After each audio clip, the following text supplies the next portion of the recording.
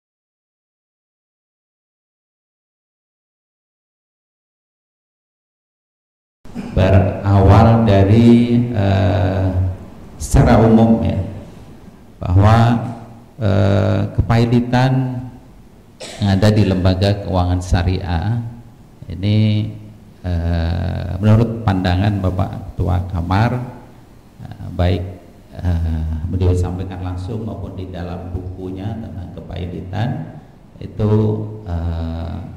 menganggap bahwasanya kepahilitan pada lembaga keuangan syariah ini adalah merupakan satu rumpun dalam ekonomi syariah, sehingga memandang perlu ya bahwasanya terkait dengan kompetensi ini maka perlu dipersiapkan untuk menjadi kompetensi pengadilan agama, kan itu ya. Kemudian dari analisa kami terkait dengan data yang kami peroleh dari Badilak, Dirjen Badilak, bahwasanya begitu besarnya atau begitu banyaknya perkara sengketa ekonomi syariah ini, akan tetapi kalau secara laporan itu tidak nampak ya adanya permohonan kepahilitan. Yang saya tahu baru kepahilitan ini diajukan di Pengadilan Agama Tangerang yang pada saat itu saya sendiri yang memutuskan, akan tetapi terpaksa diputus dengan NO karena satu sisi terkait dengan kewenangan, sisi lain pemohon kepahilitan ke Pengadilan Agama Tangerang adalah orang yang sudah tidak lagi berkompeten karena perkara tersebut sudah diputus di pengadilan niaga dan dinyatakan pailit. Oleh karena itu, debitur tersebut yang memohon ke pengadilan agama tentu sudah tidak mempunyai kompetensi hukum karena sudah diambil alih oleh kurator, kan itu ya. Nah, itu akan, tapi saya menganggap bahwasanya ini loh ada semangat dari para pencari keadilan terkait dengan bahwasanya kepailitan pada lembaga keuangan syariah ini adalah merupakan satu rumpun dengan sengketa ekonomi syariah. Bapak Ibu yang kami hormati, kami telah menyampaikan kuesioner kepada Pengadilan Agama Surabaya, di mana tujuan utama dari penelitian ini adalah untuk mengetahui faktor-faktor yang mendukung ya, penyelesaian perkara pailit pada lembaga keuangan syariah ini untuk ditangani pengadilan agama. Kemudian variabelnya adalah kesiapan pengadilan dalam menangani penyelesaian pailit pada LKS ini, baik terkait dengan kompetensi maupun tenaga teknis terkait, dan kendala-kendala yang mungkin ada di dalam mempersiapkan penyelesaian pailit pada LKS ini seperti apa. Kami mengambil Pengadilan Agama Surabaya sebagai objek karena berdasar penelitian Pustrajak tahun lalu, Pengadilan Agama Surabaya termasuk pengadilan agama yang dinominasikan untuk menjadi kelas 1A khusus ya. Sehingga kami ingin menggali lebih jauh kesiapan bagi pengadilan agama terkait, karena di pengadilan umum kepailitan dan juga PKPU, yaitu penundaan kewajiban pembayaran utang, yang ini menjadi satu regulasi yaitu Undang-Undang Nomor 37 Tahun 2004, itu ditangani oleh pengadilan negeri kelas 1A khusus yang ada pengadilan niaganya. Nah, inilah kami mengambil sampelnya berdasarkan hal tersebut. Dari kuesioner ini secara normatif ini semua sudah dijawab ya, tapi nanti kita akan diskusikan lebih jauh terkait dengan hal-hal tersebut ya. Mungkin objek daripada ataupun yang menjadikan responden ini adalah ketua, wakil, hakim, dan juga panitera atau panmut gugatan ya, karena mungkin terkait dengan ekonomi syariah kan itu ya. Kalau di pengadilan niaga itu panmut permohonan, karena PKPU maupun kepailitan itu adalah merupakan perkara permohonan ataupun perkara volunteer, di mana jenjang daripada penyelesaian perkara tersebut tentu kalau ada upaya hukum adalah kasasi. Oleh karena itu, kenapa tadi kami tidak melakukan wawancara dengan para hakim tinggi ya, di samping efisien waktunya juga karena upaya hukum dari pailit adalah kasasi kan itu ya.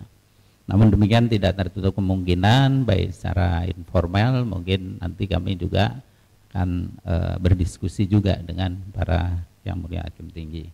Bapak Ibu yang kami hormati, terkait dengan pertanyaan kepada Pak Panitera, ini pertama terkait berapa jumlah perkara ekonomi syariah yang ditangani dalam 1 tahun. Di sini disebutkan 28 perkara ya rata-rata ya. Oh ini ketua ya, tapi ini pada pertanyaannya kepada Pak Panitera yang nggak apa-apa sih. Yang jawab Pak Ketua juga nggak apa-apa, kan sama saja. Tentu data itu tidak selisih ya. Jadi 28 ya rata-rata Pak ya. Nah, 28 perkara dalam 1 tahun. Oh gitu. Itu ya. Kalau selama 5 tahun terakhir itu ada pengajuan perkara pilot ya, seperti pengalaman kami waktu di Tangerang ya, mungkin adakah perkara itu yang mungkin di NU atau ditolak atau seperti apa, tapi dia benar-benar ingin sengketa ataupun permohonan pilotnya itu diajukan ke Pengadilan Agama Surabaya misalnya. Kira-kira ada? Belum ada sama sekali. Ya. Berapa tahun Pak? 5 tahunan ya. Ya, Pak siapa? Pak Tamat ya. Jadi, udah ya memang ya, itu sama sekali belum ada. Itu. Kemudian terkait ini yang masih normatif ya, terkait dengan jumlah hakim ekonomi syariah ini yang bersertifikat 10 orang ya saat ini ya, orang hakim 16 bersertifikasi, kemudian 4 bersertifikasi dari ya. Itu ini memang sudah diberikan perkara ekonomi gitu Pak, belum ya?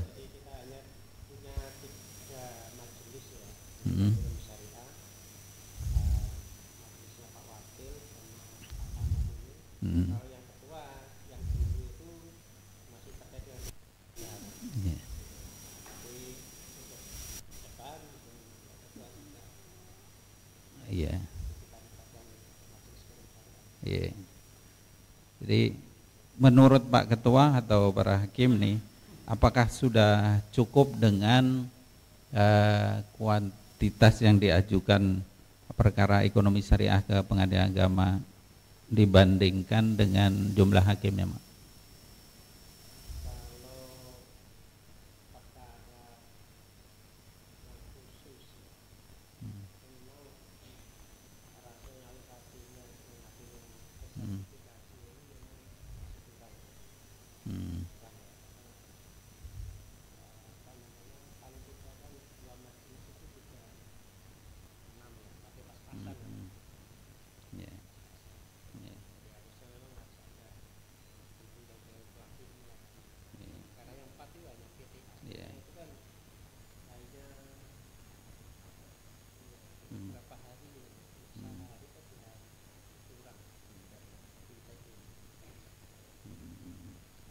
Baik, itu kemudian ini sudah direkam Mas Fadil ya, Mas Fadli ya?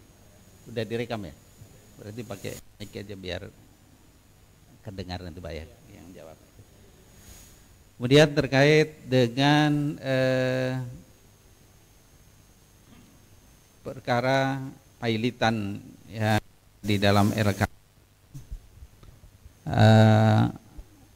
menurut Pak Ketua atau Pak Wakil atau para hakim itu masuk ke dalam rumpun ekonomi syariah atau mungkin di luar rumpun ekonomi syariah itu ya, dan seperti apa itu argumentasinya, kira-kira begitu Pak, bisa disampaikan. Jadi pada prinsipnya semua kegiatan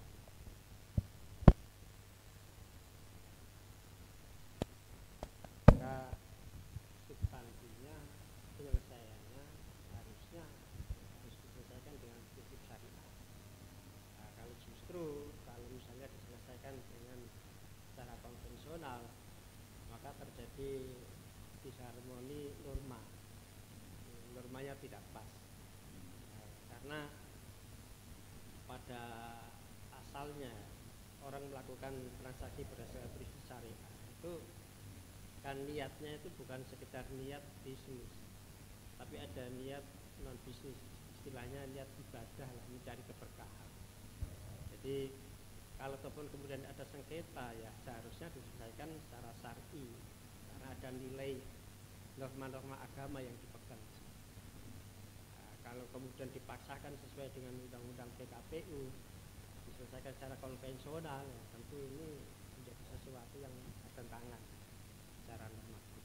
Nah, mungkin perlu ada harmonisasi regulasi itu antara prinsip syariah dengan undang-undang konvensional. Itu perlu ada peraturan Mahkamah Agung yang mengatur itu sehingga nanti bisa dialihkan menjadi kewenangan pengadilan agama. Mungkin ada tambahan yang lain. Pak Wakil, monggo. Silakan.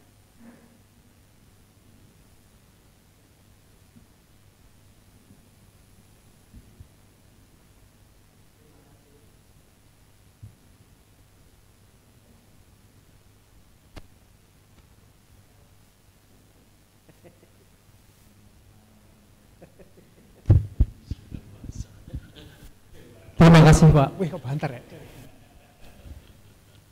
Saya kira Pak, untuk masalah kepailitan syariah, tentunya ada perusahaan yang sudah go listing di pasar modal, dalam arti mereka listing pasar modal tapi akadnya akad syariah. Kemudian ketika pasar modal dia itu macet, ada minimal 2 kreditur yang mengajukan kepailitan dan penundaan hutang, tentunya itu kalau ada itu kewenangan PA. Tapi kalau di pasar modal biasa, saya kira itu kewenangan peradilan umum. Tergantung di mana dia listingnya itu. Pertanyaan kita, apakah sudah ada perusahaan-perusahaan yang go public dalam arti listing di pasar modal syariah? Tentunya sana juga termasuk nanti perlu direferensi. Ada enggak yang bermasalah atau macet? Terima kasih Pak. Di mana dia akadnya? Baik, mungkin ada yang lain mau menyampaikan? Kalau saya sama ya Bapak. Sebenarnya lebih kepada seperti yang disampaikan Pak Ketua tadi bahwa ketika transaksi perjanjian pokoknya itu adalah berbasis pada perjanjian syariah, kemudian semua hal ikhwal akibat dari yang timbul kemudian pasca terjadinya perjanjian syariah, maka itu sifatnya adalah asosier dari perjanjian tersebut sehingga menjadi kewenangan pengadilan agama. Perdebatan semacam ini kan persis seperti dulu eksekusi pengosongan atas hasil lelang atau apa itu kan dulu banyak sekali dilakukan oleh PN karena dianggap bukan kewenangan pengadilan agama. Tapi kemudian dengan diskursus semacam itu bahwa itu awalnya adalah perjanjiannya syariah, yang itu kemudian juga bisa diperjuangkan oleh pimpinan di lingkungan peradilan agama sehingga disepakati itu menjadi kesepakatan Kamar Agama menjadi kewenangan pengadilan agama. Saya kira ke depan kalau ini nanti bisa diperjuangkan, saya kira akan memperkuat eksistensi PA terkait dengan kewenangan di bidang ekonomi syariah. Kalau saya itu.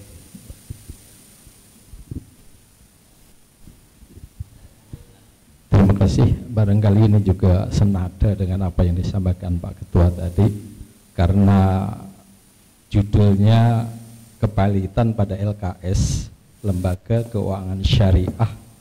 Di belakangnya syariah itu pasti ada akadnya, akad syariah di dalamnya. Maka sesuai dengan pasal 49 Undang-Undang Nomor 3 2006 itu jelas, di situ ada payung hukumnya yang jelas. Perkara yang menjadi kewenangan PA adalah yang terakhir adalah ekonomi syariah. Maka dengan wadah syariah yang di situ, kepailitan yang berbasis dari LKS menjadi kewenangan pengadilan agama. Tidak ada pilihan lain karena ada syariah di belakangnya.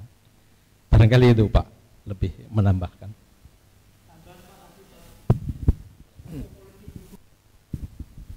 Ya, untuk politik hukum tentunya ada choice of forum dan choice of law. Tentunya kalau kita berpolitik secara Islami, tentunya itu harus apabila terjadi sengketa masuk kewenangan PA. Seperti itu Pak, politik hukumnya. Matur nuwun.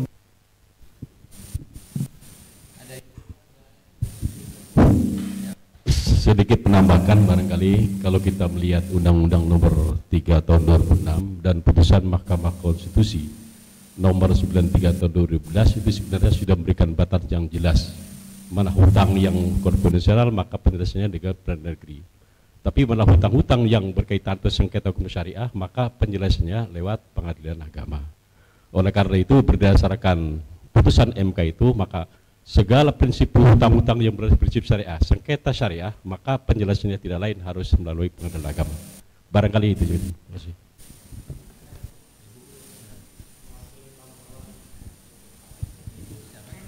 Terima kasih. Saya langsung saja, sebenarnya sama ya dengan teman-teman yang lain yang terkait dengan kewenangan. Menurut saya memang itu perlu saya katakan menjadi kewenangan pengadilan agama karena terkait dengan prinsip syariah yang dipakai. Karena kalau kita melihat pasal 49 dalam penjelasannya itu kan ada juga lembaga keuangan makro syariah, mikro syariah. Nah kalau ada itu diperbolehkan terkait dengan lembaga keuangan syariah, tentu juga termasuk karena menggunakan prinsip syariah, ya menurut saya menjadi kewenangan pengadilan agama.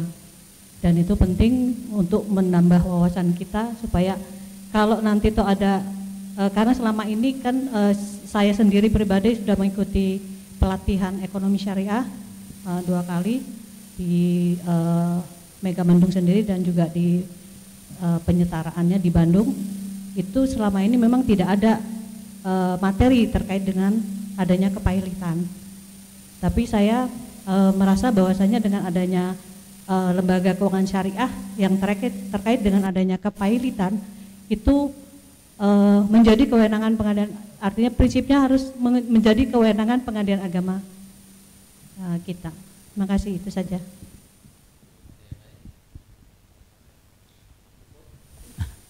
Baik, ya pada prinsipnya sama ya jawaban dari Pak Ketua dengan juga para hakim. Nah ini mungkin akan menarik ya kalau mungkin kita lebih mendalam lagi ya terkait dengan kepailitan gitu ya. Saya ingin mendengar gitu ya prinsip kepailitan yang menurut Bapak Ibu sekalian mungkin berbackground dari pengertian ekonomi syariah dengan kepailitan pada umumnya, di mana pailit ya dalam Undang-Undang Nomor 37 Tahun 2004 ya, prinsipnya hanya 2 ya gitu ya. Pertama, ada kreditur lebih dari 2 orang kan itu, lebih dari 2 kreditur kan gitu. Yang kedua, adanya utang yang jatuh tempo dan tidak mampu membayar kan gitu kan, prinsipnya itu.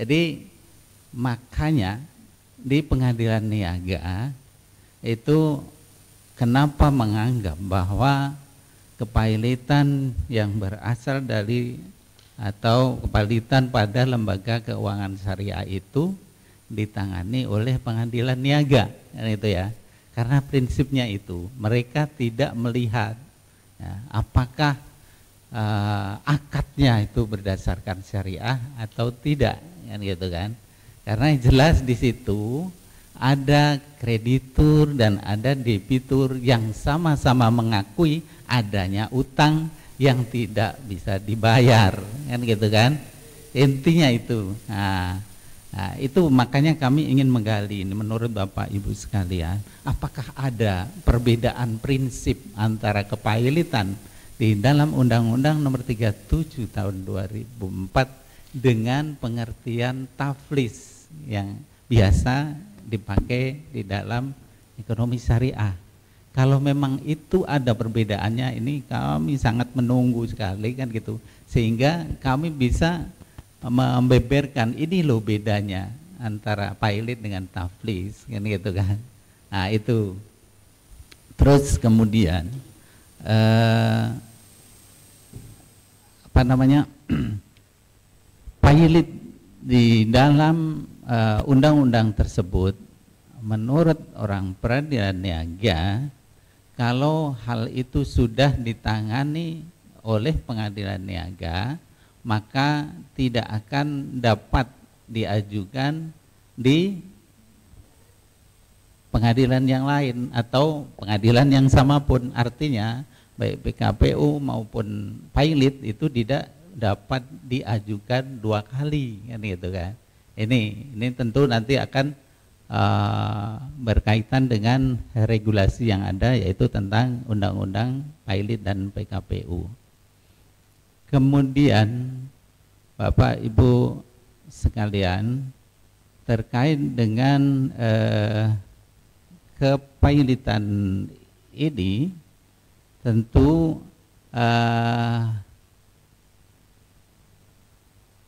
karena kreditur itu lebih dari 2, kan itu ya, 2 atau lebih, tentu tidak bisa dibatasi seseorang itu apakah dia akan berutang di LKS atau di lembaga keuangan yang lainnya atau konvensional, kan gitu kan.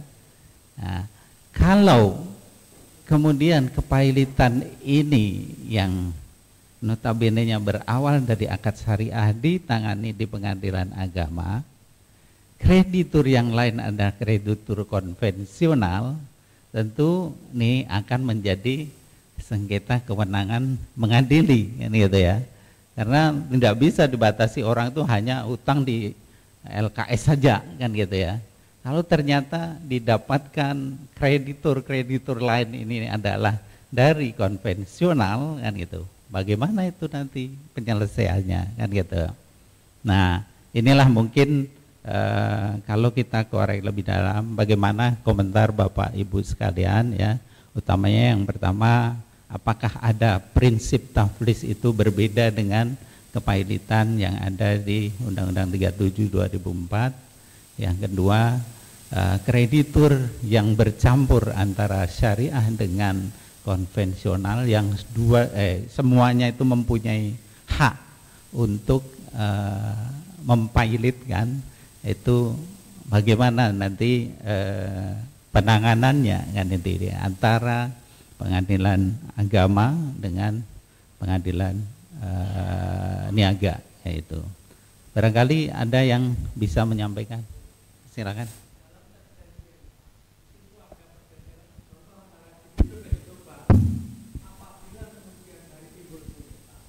Diselesaikan secara kekeluargaan.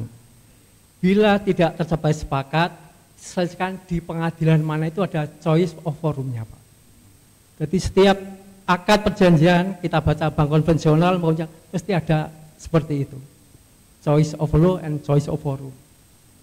Sehingga ketika contoh seperti kasus di Mojokerto, ketika nasabah dia itu wan prestasi gugat ke PN, di PN ditolak, di PA juga bank mengajukan bukti, ini Pak, ketika ada sengketa akan diserahkan di Basarnas. Jadi pasal 1338 perjanjian buat para pihak mengikat bagi yang membuat, tergantung bagaimana akad itu dalam perjanjiannya. Matur nuwun. Itu terkait dengan penyelesaian sengketa ekonomi syariah tentunya Pak ya. Coba kita berfokus kepada kepailitan yang patokannya 2, yaitu adanya utang dan 2 kreditur dan jatuh tempo. Itulah yang dimaksud dengan pailit. Begitu juga mungkin dengan taflis, kan itu seperti apa, kan gitu ya.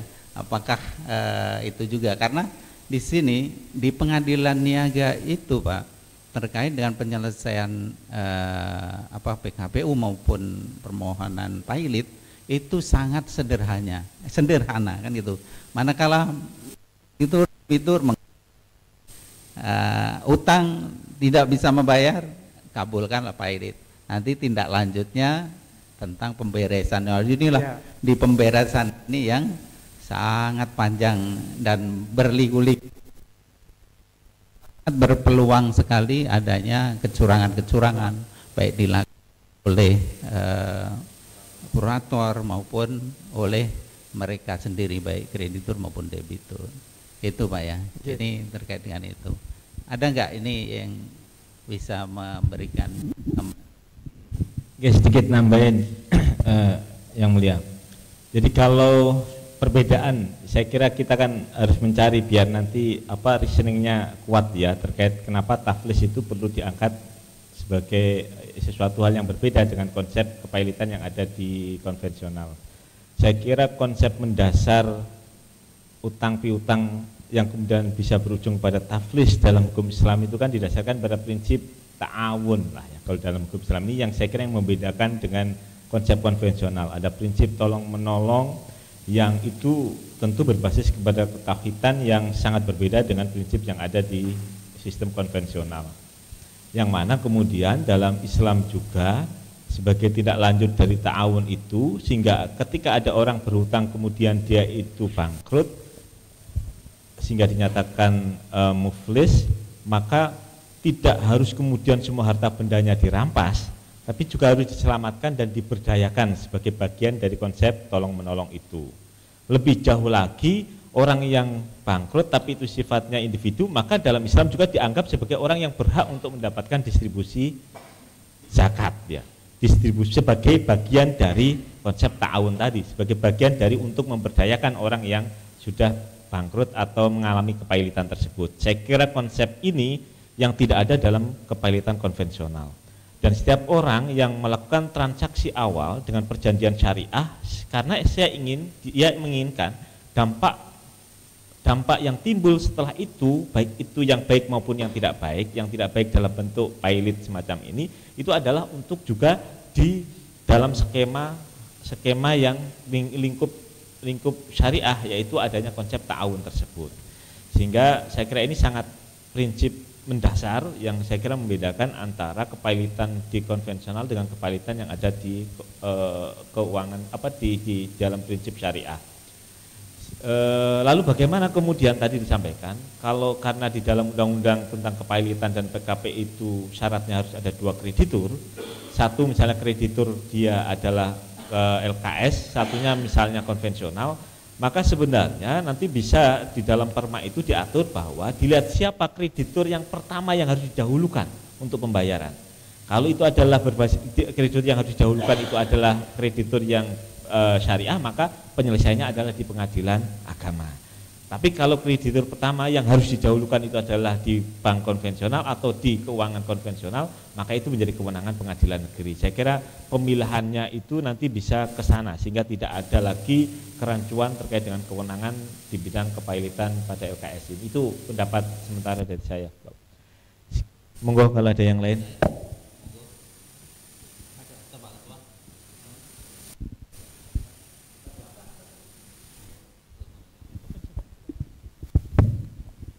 Baik, saya menambahkan dari apa yang sudah disampaikan oleh Pak Wakil dan Pak Toha tadi, bahwa memang pada prinsipnya kalau kepailitan syariah atau taflis itu memang semangatnya semangat ta'awun ya. Artinya bahwa ketika debitur mengalami kebangkrutan, itu ada upaya untuk membantu bagaimana debitur itu bisa bangkit dari keterpurukan finansial, sehingga tentu ada jalan keluar. Misalnya jalan keluar pertama ada yang namanya perlu restructuring atau reconditioning atau rescheduling. Itu adalah jalan keluar yang pertama. Bagaimana tetap harus dilihat apakah aset atau mesin-mesin produksinya itu kalau di prospek masih mempunyai prospek yang solvent atau tidak. Nah, kalau masih solvent, kalau masih istilahnya bisa menutupi hutangnya, ya, bisa menutupi hutangnya, maka tidak perlu itu dinyatakan pailit. Tetapi kalau prinsip konvensional itu memang ujung-ujungnya sama dengan penyitaan. Kalau misalnya terjadi kemacetan dalam kredit, kemacetan hutang, itu ujung-ujungnya adalah sama dengan sita umum. Artinya apa? Harus ada pemberesan. Jadi tidak melihat bahwa asetnya itu masih solvent atau tidak, itu tidak peduli. Pokoknya hutang harus dilunasi. Nah, itu prinsip dasar kalau bangkrut dalam perspektif konvensional. Nah, jadi itu yang membedakan antara taflis dengan kepailitan konvensional. Jadi semangatnya, yang satu semangat untuk paling tidak membantu dulu, ketika jalan pertama tidak bisa, baru kemudian jalan kedua dengan menjual aset yang ada.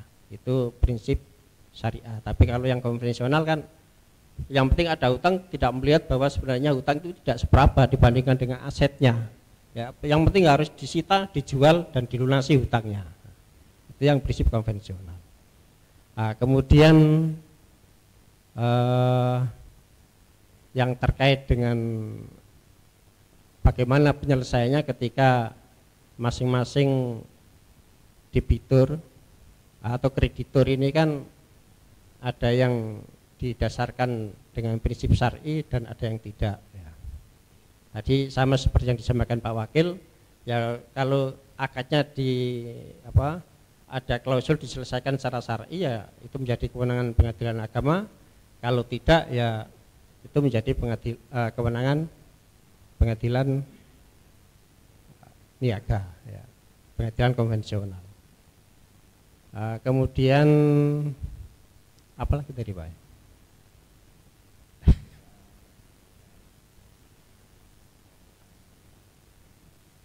Ya itu tadi. Jadi prinsipnya itu ya. Jadi yang perbedaannya yang kepailitan syariah dan konven ya itu. Jadi semangatnya yang berbeda. Kalau secara definitif sih Pak pasti berbeda secara definitif. Nah, saya kira itu Pak, mungkin hanya sebagai tambahan. Baik, ada lagi terkait dengan taflis dan kepailitan ini.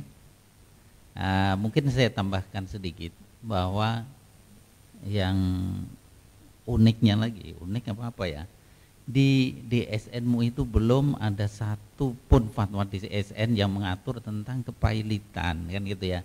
Karena DSN MUI itu by request, kalau nggak ada yang mohon juga nggak akan dikeluarkan. Sehingga MUI, mungkin DSN MUI itu menganggap bahwasanya ya terkait dengan utang ini ya itu ya jalannya pailit, kan gitu kan.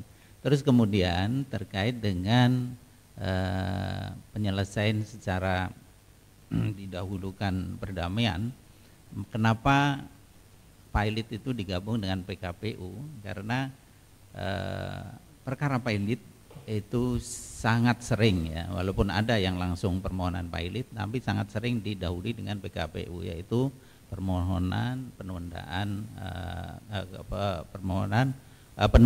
kewajiban pembayaran utang. Ini biasanya diajukan oleh debitur, di mana debitur merasa, waduh ini saya keadaannya sangat sulit, ini saya minta permohonan untuk penundaan kewajiban pembayaran utang. Nah, disinilah mungkin ada nanti didahulukan tentang keadaan solvent dan insolventnya debitur ini dirembuk dengan kreditur. Terus kemudian apakah mereka menjadi perdamaian atau tidak, kan itu ya. Manakala itu tidak menjadi damai, maka pengadilan niaga langsung menyatakan pailit. Nah ini jadi seperti itu kan. Sehingga itu tadi, nah inilah menjadi bias ya antara kewenangan pengadilan negara dengan pengadilan agama. Itu tambahan kami. Silahkan kalau ada tambahan lagi, monggo.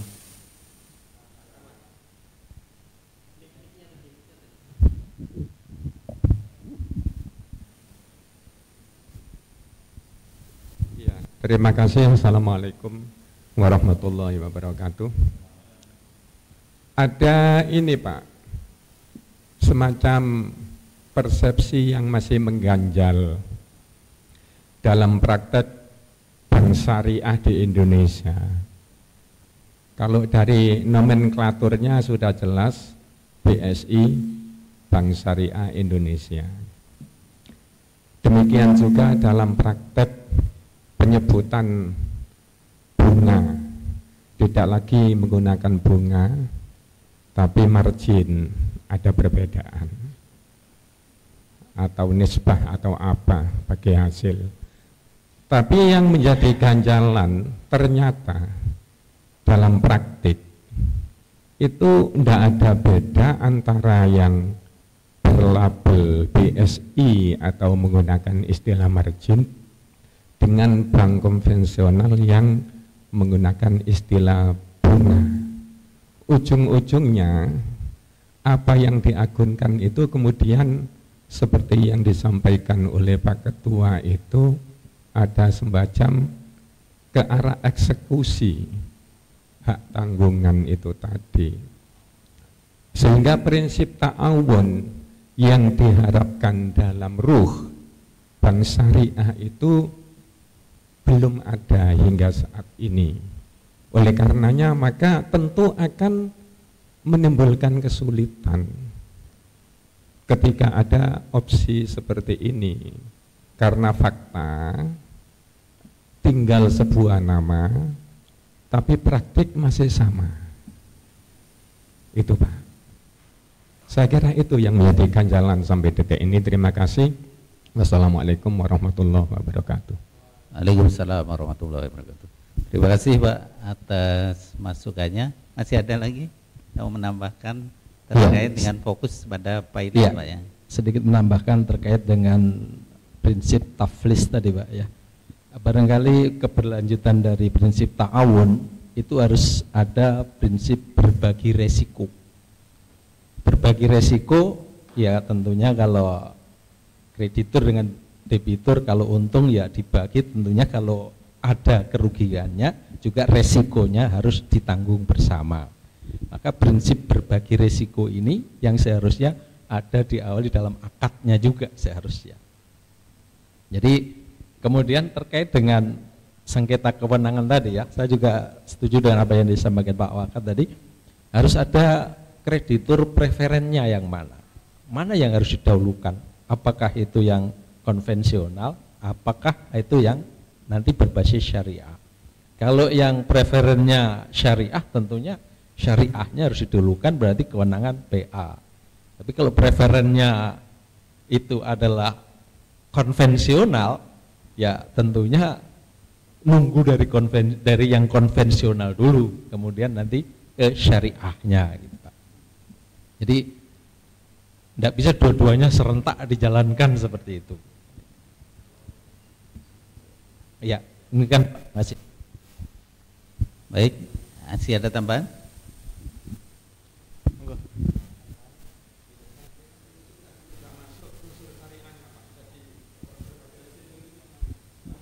Iya, ya baik. Kalau terkait dengan sengketa ekonomi syariah memang gitu ya, pasti yang akan kita adili sebagai kewenangan PA tentu akan dilihat akadnya kan gitu ya. Tapi kalau di kepailitan itu saat termasuk ada kreditur yang syariah, maka mereka harus menetapkan dulu berapa yang harus dibayarkan. Nah itulah yang akan ditarik menjadi kewenangan dari hakim pengawas di pengadilan niaga untuk menentukan bahwa kreditur ini dapat sekian, kreditur itu dapat sekian, kreditur sana yang ekonomi syariah sudah kalian menentukan sendiri dapat sekian, maka itulah yang harus saudara selesaikan. Yang dalam hal ini akan diselesaikan oleh kuratornya kan gitu.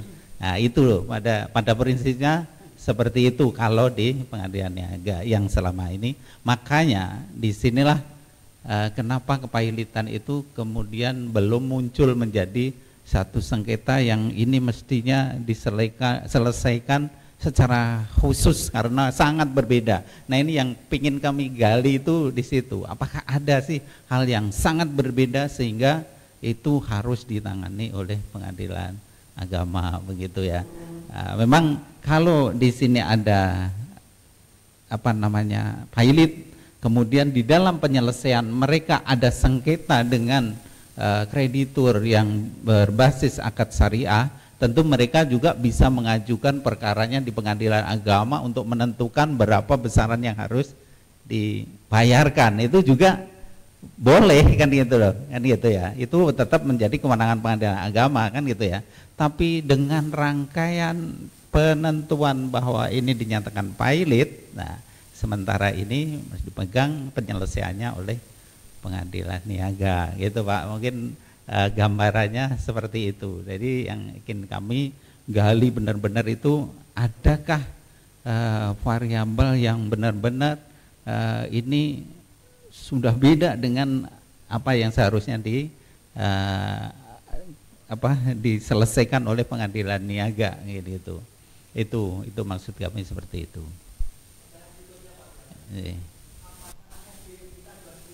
Nah itu kami gali.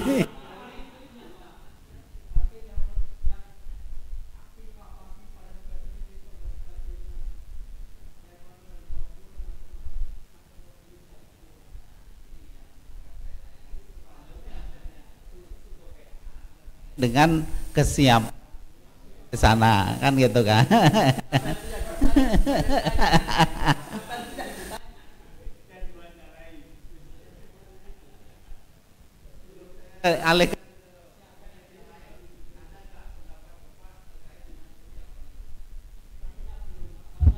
Undang-undang tentang PKPU itu rasanya untuk hakim komisaris seluruh harta debitur dihitung kabeh, utangi pil semacam-macam, belum harta disinggah no sak durunge.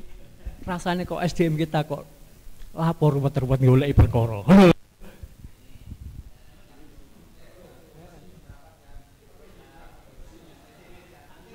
Ya.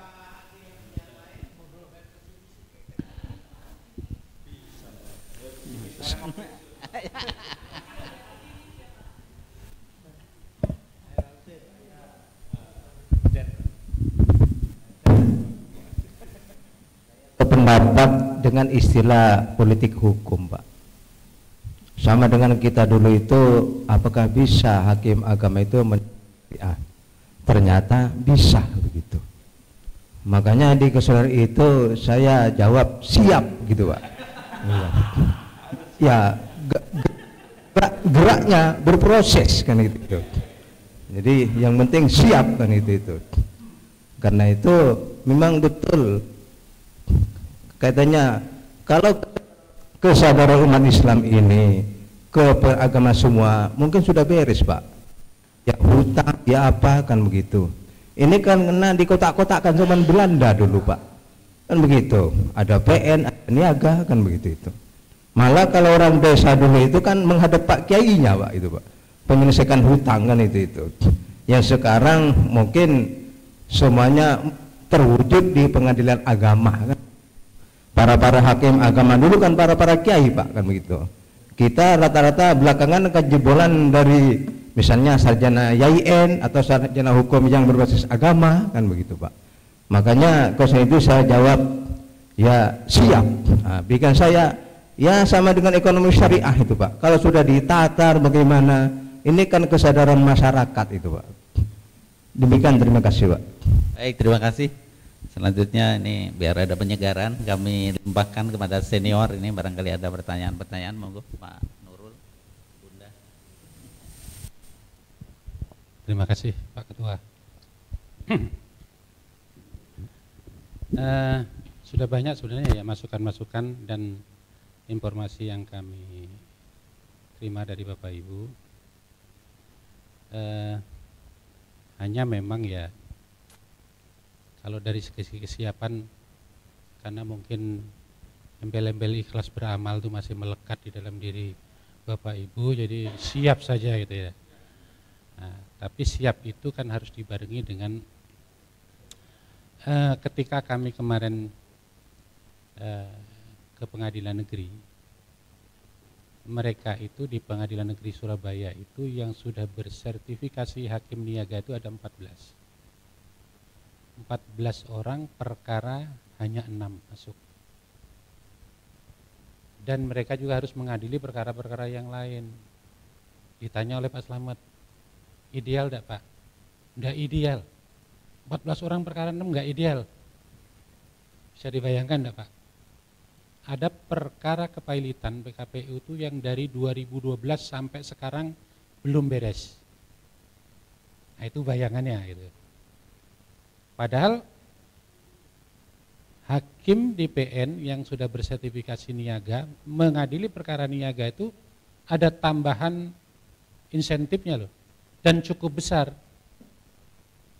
Di pengadilan agama nggak ada.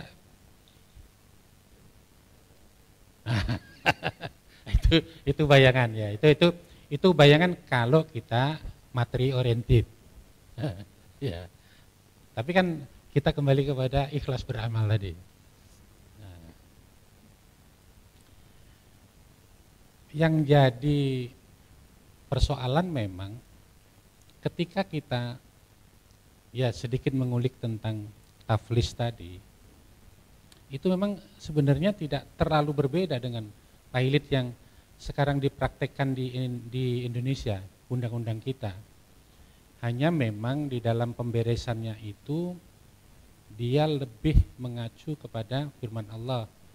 Kalau seandainya budel yang ada tadi dijual misalnya katakanlah 100 miliar, sementara utangnya 200 miliar sehingga tidak cukup untuk membayar, maka si debitur tetap harus punya kewajiban untuk membayar, tapi tidak boleh didesak dan dipaksa, dia harus diberikan kesempatan, kan itu kan. Gitu kan? Tapi di sisi lain kalau taflis aja memberikan satu solusi yang diingatkan oleh Rasulullah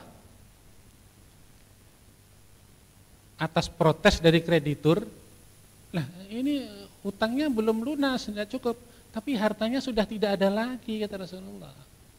Maka terimalah yang ada, kan gitu kan? Iya dah. Artinya apa? Rasulullah memberi sinyal ikhlaskanlah yang sisanya itu gitu. Sehingga ada solusi selesai perkara itu, kan itu kan? Tidak berlarut-larut. Kalau yang sekarang terjadi pasti istilah orang PN itu tidak ada matinya perkara pailit itu. Sampai ke ahli waris gitu kan. Karena itu tadi hutangnya, budelnya tidak cukup untuk membayar hutang tadi. Sehingga masih ada sisa hutang kan. Itu terus. Kalau kondisi seperti itu, pihak debitur akan sengsara juga selamanya karena dia tidak akan bisa berusaha apapun, tidak akan bisa ngapa-ngapain, hartanya ini tidak boleh gitu. Karena sudah dikuasai oleh kurator.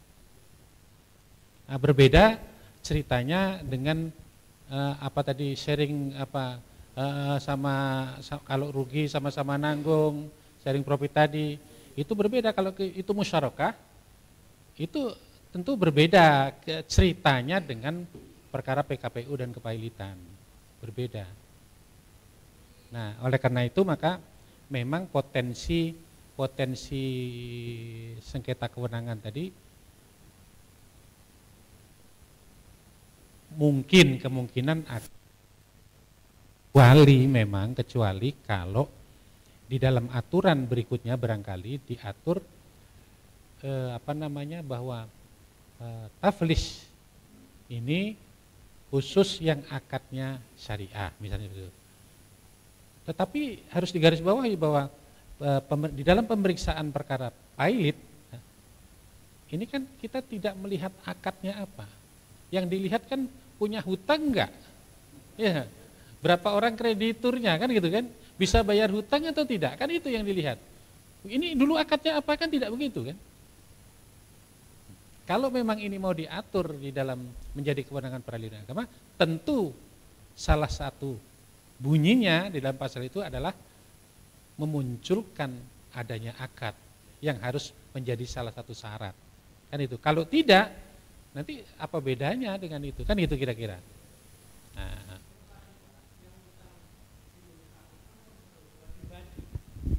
Ya. Saya ragu Pak, rata-rata bukan pribadi namun sudah perseru Pak. Ya. Tentunya ada pemisahan harta pribadi dengan harta perseru dalam teori hukum dagang kan seperti itu. Ya. Enggak, kalau dalam perkara kepailitan itu kan bisa pribadi dan bisa badan hukum, tidak masalah itu. Jadi tergantung krediturnya tadi di dalam perjanjian hutang piutangnya itu dia hutang secara pribadi atau hutang Perusahaan. yang berbadan hukum perusahaan, kan itu kan. Jadi bisa saja seperti itu, Pak. Nah, itu tidak soal. Kemudian yang jadi soal lagi adalah perkara kepailitan yang tidak ada matinya ini menurut Bapak Ibu setuju atau tidak? Harusnya seperti apa? Karena memang undang-undangnya mengatur seperti itu gitu. Memang dalam gugatannya selesai ya, bukan menjadi tanggung jawab pengadilan lagi. Hanya hawasnya, hakim anunya saja ya, pengawas saja.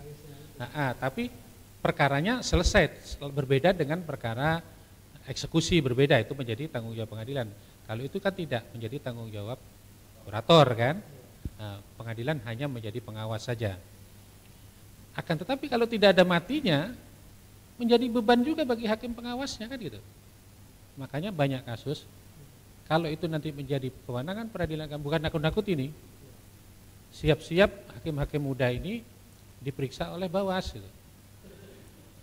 Karena antara lain di PN banyak sekali kasus-kasus kepailitan hakim niaga yang diperiksa oleh Bawas atas laporan ya pihak-pihak tadi yang tidak puas dengan kerja kurator. Ini hakim pengawasnya tidak ngawasi dengan benar, laporkan kan gitu kan. Nah itu ya antara lain. Memang perkara pailit ini gampang-gampang tidak sesederhana ketika pemeriksaannya. Tapi tanggung jawab berikutnya yang jadi korbannya adalah hakim pengawasnya itu Pak Selamat.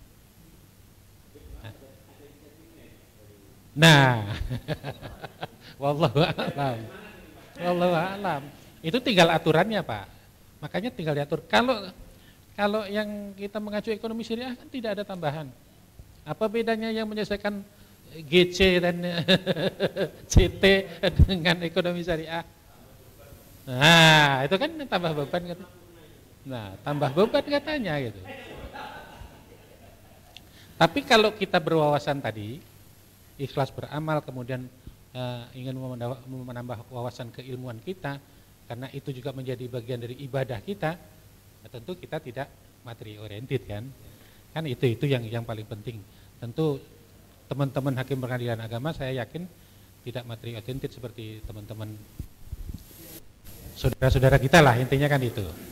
Sebab apa? Pengalaman di PN itu, kalau mereka mau dipanggil sertifikasi hakim lingkungan atau sertifikasi hakim perikanan, mereka pada ngelak Pak, banyak alasannya tidak mau datang. Tapi kalau dipanggil sertifikasi hakim niaga, berebut mereka. Samalah seperti kita semangat-semangatnya ikut sertifikasi ekonomi syariah. Padahal insentifnya nggak ada. Tapi semangat kita tuh semangat ibadah. Nah itu bedanya. Nah jadi menurut Bapak Ibu sebaiknya kalaupun itu menjadi kewenangan, berarti harus ada kepastian ya di dalam pemberesannya ya, pemberesannya, sehingga hakim pengawasnya tidak menjadi korban, kan intinya kan itu kan. Ini ya. Nah kalau ada batasan, nah ini Bapak Ibu kan sepakat kalau dibatasi, katakanlah ini dari putusan ini jangka waktu kami berikan jangka waktu 1 tahun harus selesai, misalnya begitu kan. Ketika 1 tahun tidak selesai, menurut Bapak Ibu putusan tadi diapain gitu? Kan harus ada solusi, tidak dibiarkan begitu saja. Iya kan? Eksekusi kan gitu kan? Harus ada selesainya kan? Ini sudah di maning dan lain-lain, itu kan ada batas waktunya kan Pak? Tidak dibiarkan sampai beranak pinak yang tidak ada matinya tadi. Coba menurut Bapak Ibu, kembali kepada 0, artinya menjadi tidak pailit lagi, sehingga si debitur bisa memanfaatkan budelnya untuk dikembangkan lagi, diusahakan lagi supaya dia bisa membayar utang, atau seperti apa? Atau eksekusilah yang ada, bagikan yang ada, kreditur terima tidak terima bagilah yang ada atau seperti apa? Iya, harus ada dong. Kalau ada batasan harus ada regulasinya. Kalau tidak, ini putusannya harus seperti apa gitu nasibnya.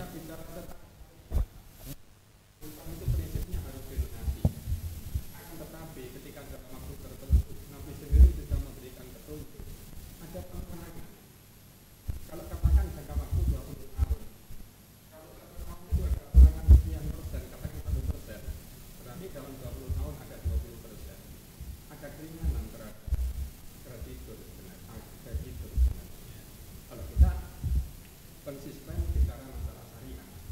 Nah, di sini nanti yang saya sampaikan bahwa namanya syariah, tapi yang daripada aturan itu belum syariah. Itu yang termasuk diantaranya penyebab sulitnya kita di dalam menegakkan hukum syariah. Cuma kalau kita berpegang pada ini kan namanya utang piutang, usaha, dagang, ekonomi itu tidak ada istilah pengurangan, Pak. Yang ada nambah itu. Iya kan? Coba. Iya, coba misalnya kita beli tanah di tahun 2010. Kalau dijual sekarang kan nambah jadi harganya kan? Mestinya kan begitu prinsip ekonominya. Semua orang tidak akan mau ekonomi yang itu jadi berkurang. Dulu 2010 saya beli 100 juta, masa sekarang jadi 50 juta? Tidak akan ada orang yang mau beli tanah untuk jual beli kan gitu kan? Ya, kalau bagi risiko itu memang sudah diatur, itu menjadi kewenangan kita ya, karena itu ekonomi syariah. Nah, apakah di dalam aturan kepailitan bisa kita masukkan itu? Nah, itu jadi persoalan kan? Nah, kalau itu masukkan apakah tidak bertabrakan dengan musyarakah di dalam akad syariah kan gitu kan?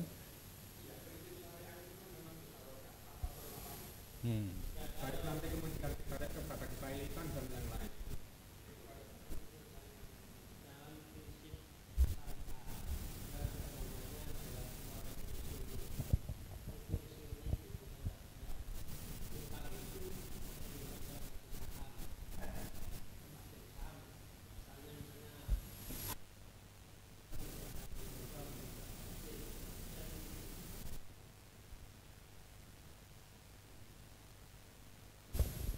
Ya, kalau itu sih menurut saya itu sudah tidak menjadi problem bagi kita, karena itu memang sudah menjadi kewenangan kita kan. Sudah selama ini sudah kita jalankan itu gitu. Ini yang kita harus fokus kepada judul kita, taflis. Apakah? Nah, pertanyaannya kemudian apakah aturan terkait dengan taflis itu kita akan merembet ke aturan yang merembet ke itu juga gitu. Pengaturannya maksud saya, sehingga yang bisa diajukan perkara PKPU sehingga nanti ujung-ujungnya menjadi pailit adalah perkara yang perjanjiannya itu tadi ya, sama-sama rugi ya sama-sama bayar, kalau untungnya sama seperti itu atau seperti apa itu, sehingga kalau utangnya misalnya ya sudah selesailah dengan budel yang ini artinya rugi memang tinggal inilah gitu. Atau seperti itu atau seperti apa? Bisa tidak yang seperti itu?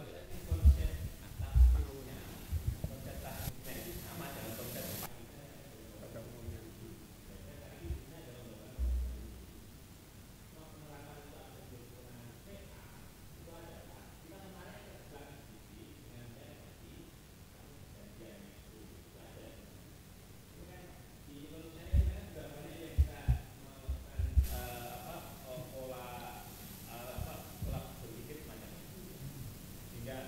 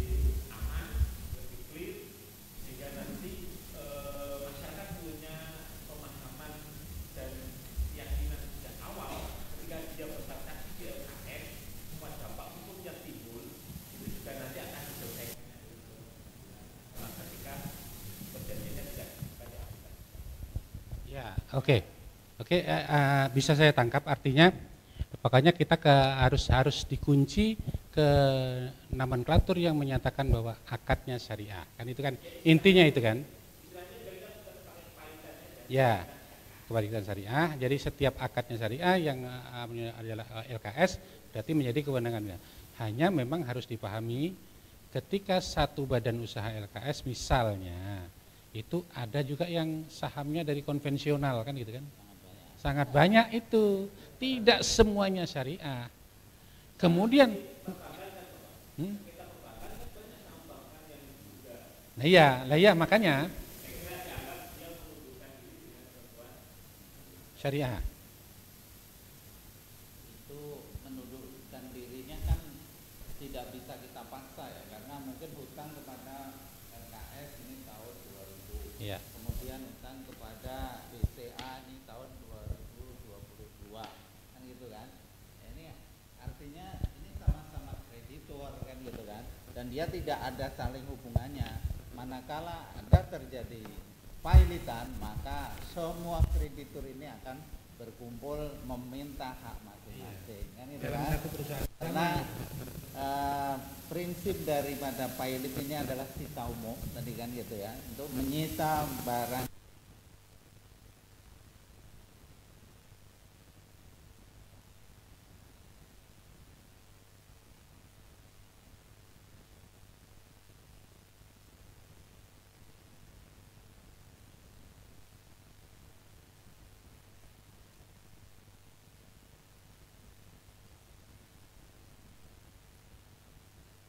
Kan pasti mereka akan ngejar terus karena ini itu ya, mereka juga lembaga keuangan yang dia memakai dana pihak ketiga, tidak terkecuali dalam LKS kan gitu ya.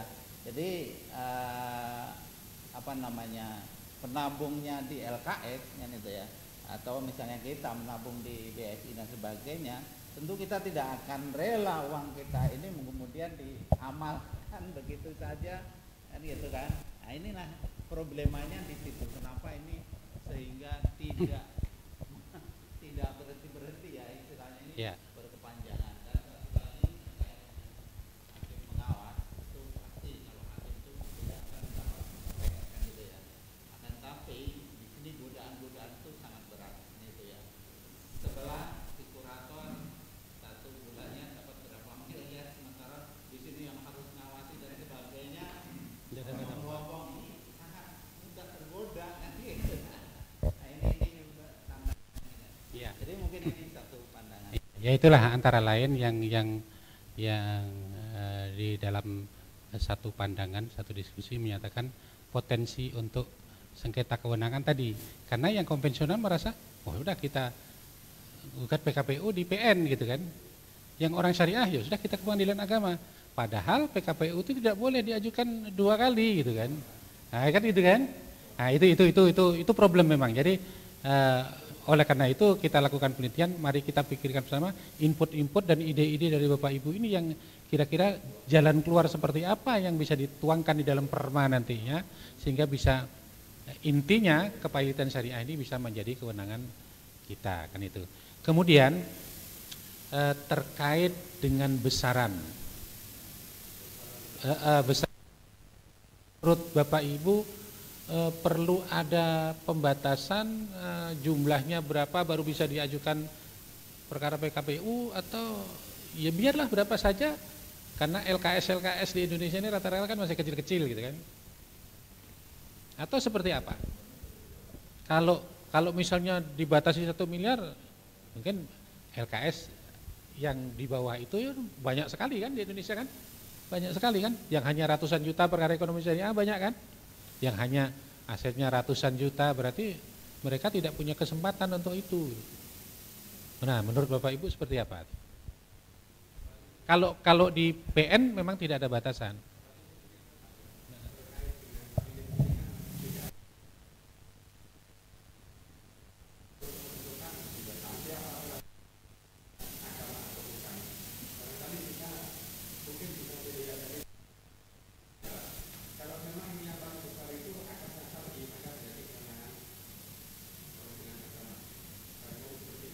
Tapi repotnya pilot ataupun PKPI itu berdasarkan permohonan siapa yang mohon, nah itulah yang diperiksa. Gitu. Itu repotnya kan di situ. Lebih banyak di LKS. Ternyata paling besar nggak mohon. Ya, enggak. Iya. Ternyata kreditur yang merasa paling besar nggak mohon, Pak ya. Iya.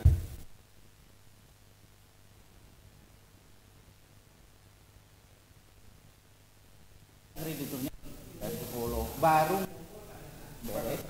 Perkara ya. Itulah baru terungkap ini ya. Inilah hakim pengawas ini tugasnya menengahi kan gitu. Bagaimana yang seharusnya kan itu. Kalau ada yang LKS misalnya, oh dia berbagi resiko kan gitu. Ya resikonya berapa kan gitu yang harus dibayar. Nah, ini hakim pengawas itu hanya menentukan gitu loh gitu kan gitu. Jadi ini apanya enggak. Saat pemberesan baru muncul Pak, ketika akadnya syariah, oh kami ini dulu 50-50 misalnya. Oh enggak, kami misalnya dulu kalau sama rugi ya sama-sama rugi misalnya. Di situ itu dalam pemberesan. Munculnya dalam pemberesan, bukan di dalam pemeriksaan yang GS tadi. Kan ini GS misalnya kan. Akan ada perkara baru ke pengadilan agama di mana pihaknya adalah kreditur dengan kurator, ya kan gitu kan, di mana kreditur ini merasa dirugikan dengan dipilotkan yang debitur kan gitu ya, maka dia akan menggugat kurator dan itu akan ke pengadilan agama. Ya itulah ranahnya kita di situ. Kita akhirnya memutuskan bahwa bebannya adalah dia. Nah itulah yang baru akan diambil oleh hakim pengawas. Ini loh kamu harus menyelesaikan juga terhadap kreditur yang salah dengan putusan PA berapa besarnya. Nah itu tidak menjadi masalah kan gitu. Jadi yang kita ingin coba ini kalau sekiranya memang kepailitan ini akan dialihkan ke pengadilan agama terkait dengan LKS, konsepnya seperti apa lah ini kami akan menggali. Ya, ini paling tidak ini diskusi ini akan menambah ya data kami yang itu yang dimana nanti kita juga akan sinkronkan dengan di pengadilan niaga dan pengadilan niaga mereka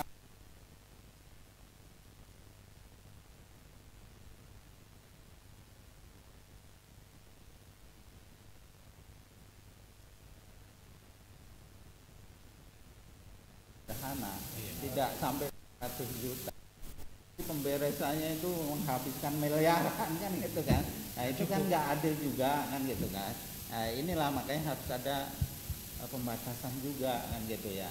Jadi yang boleh diajukan pilot itu apakah di atas saja 500 juta kan pengadilan itu misalnya 1 M lah atau berapa kan gitu. Ini juga akan kami terap gitu. Sehingga mereka tuh suzon terhadap kurator. Ini permainan akal-akalan kurator supaya dia kan setiap tahunnya dia dapat. Semakin lama semakin banyak honornya gitu. Nah, tidak usah bekerja hanya udah ini belum laku ini dapat honor dia akan terus gitu kan.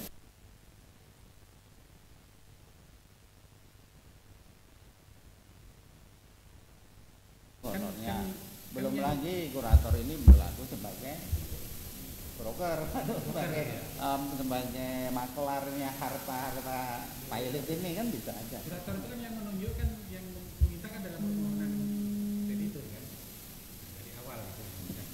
Mungkin mereka sudah deal-dealan tadi.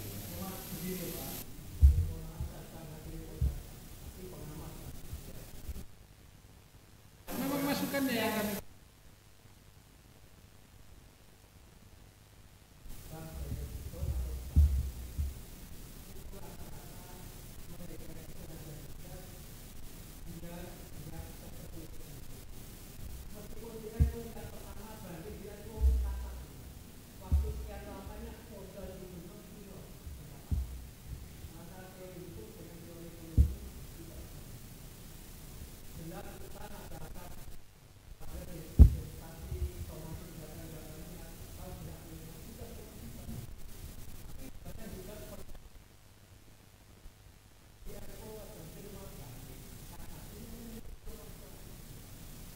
memang rata-rata begitu Pak, kalau sudah terkait dengan harta.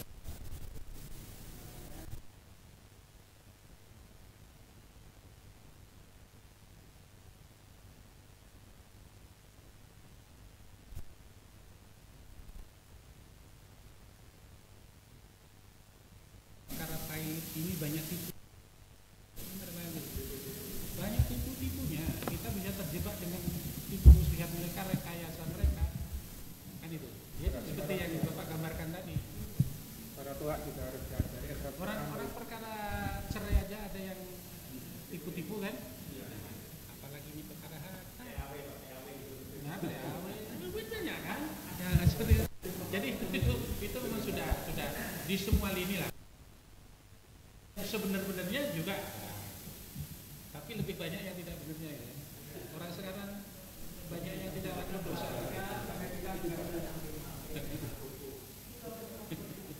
Beda dengan dulu yang katanya menyelesaikan dengan Pak Kiai, orang dulu takut dosa Pak. Jangan begitu dosa, takut. Kalau sekarang apa itu dosa? Dan takut tidak kelihatan.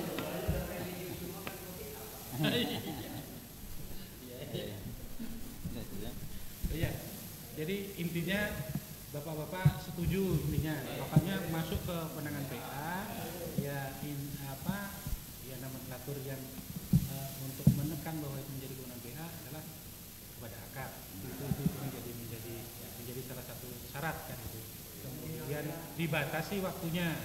Cuma solusinya belum ketemu. Kalau sudah dibatasi sampai batas waktunya, terus ini gimana statusnya gitu. Itu yang harus jelas. Kalau orang kemudian kalau kemudian dia kembali status kepada semula, debitur boleh berusaha lagi atau seperti apa gitu. Pasti kreditur akan keberatan kan gitu kan. Ini barang sudah di depan mata, tiba-tiba dibebaskan kembali, tidak pilot. Itu agak rumit memang. Atau itu menjadi budel tadi kembali ditangani oleh pengadilan misalnya. Pengadilan nanti yang menjual, melelang atau seperti apa. Kalau mengedui BN tidak ada matinya, tidak ada batasnya. Ya memang repot kalau dibatasi pasti. Tidak ada batasnya, itu di PN sendiri ngeluh sampai sekarang gitu. Yang ngeluhnya karena ini ya. Tidak selesai gitu. Hakim pengawas itu akan mewarisi karena Bapak tugas di sini hanya 2 tahun. Ini perkara 6 tahun pokoknya belum tidak selesai. ada yang bisa diselesaikan dalam jangka waktu 2 tahun tidak ada. Dan belum ada yang bisa selesaikan pemberesannya. Jadi kalau terkait dengan perkaranya sangat sederhana beliau bilang kan. Pokoknya mengakui ada utang, jatuh tempo nggak bisa bayar, ada nah, itu mereka mengakui udah kabulkan pilotnya, nyatakan bahwa ini pilot, tentukan kuratornya ini. Udah selesai perkaranya di situ, tidak lagi menjadi sangkut paut dengan pengadilan. Yang menjadi sangkut pautnya adalah hakim pengawas untuk mengawasi pemberesannya ini. Dan sering dilaporkan ke bawah. Saat ini bawah lagi di ini agak.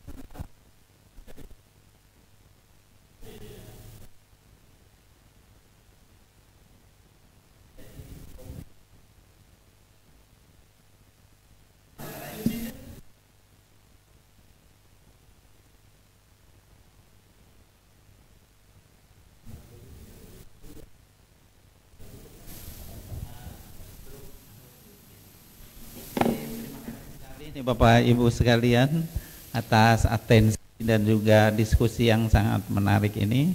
Ada banyak masukan-masukan bagi kami ini itu ya yang disampaikan oleh bapak-bapak semuanya terkait dengan optimisnya juga kan gitu ya. Akan tetap kemudian membebani akan melihat nanti seperti apa data-data dari pengadilan yang lain ataupun dari perbankan atau LKS dan juga para pencari keadilan juga kan itu ya. Jadi semangat kami tidak jauh dari Bapak Ibu semuanya. Mudah-mudahan ini kami dapat menyajikan konsep yang komprehensif begitu ya kepada pengambil kebijakan di Mahkamah Agung. Barangkali itu yang saya sampaikan. Terima kasih atas atensi dan juga waktunya yang telah mau menemani kami untuk berdiskusi. Dan barangkali ada hal-hal yang kurang berkenan, saya selaku koordinator dari tim mohon maaf yang sebesar-besarnya. Dan setelah ini kami mohon pamit Pak Ketua, Pak Wakil dan juga Bapak Ibu semuanya, akan melanjutkan ke Pengadilan Agama Sidoarjo. Mudah-mudahan kita selalu dalam keadaan sehat walafiat, tetap iman Islam dan dipanjangkan umur oleh Allah Subhanahu wa taala. Amin ya rabbal alamin. Waalaikumsalam warahmatullahi wabarakatuh. Baik, terima kasih Bapak Ibu tim dari Pustrajak.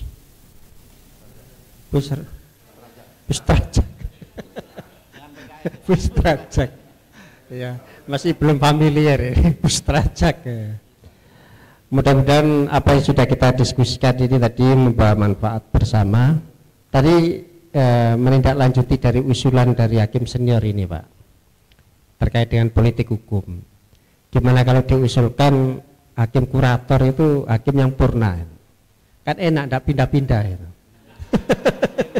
Hakim pengawas ya, tidak pindah-pindah dan diusulkan ada honornya. Kalau profesor kan ada profesor emeritus ya. Nah ini hakim emeritus merangkap sebagai kurator pengawas. Barangkali. Jadi enak itu, jadi hakimnya tidak pindah-pindah ya sudah ngurus itu, kayak ini loh, kayak nadir itu loh. Udah ngurus itu sampai selesai. Ya teruji kejujurannya, tidak repot-repot itu. Nah, jadi Bapak Ibu tadi luar biasa diskusinya, terima kasih Bapak Ibu Hakim juga. Meskipun setelah ini masih ngurusi konsep Pak, harus selesai juga hari ini. Dan saya mewakili selaku pimpinan juga mohon maaf Bapak Ibu dari tim Pustrajak, barangkali ada hal-hal yang kurang berkenan, kami mohon maaf yang sebesar-besarnya. Dan mari kita akhiri acara ini dengan bacaan hamdalah. Alhamdulillahirabbil alamin. Sekian, assalamualaikum warahmatullahi wabarakatuh.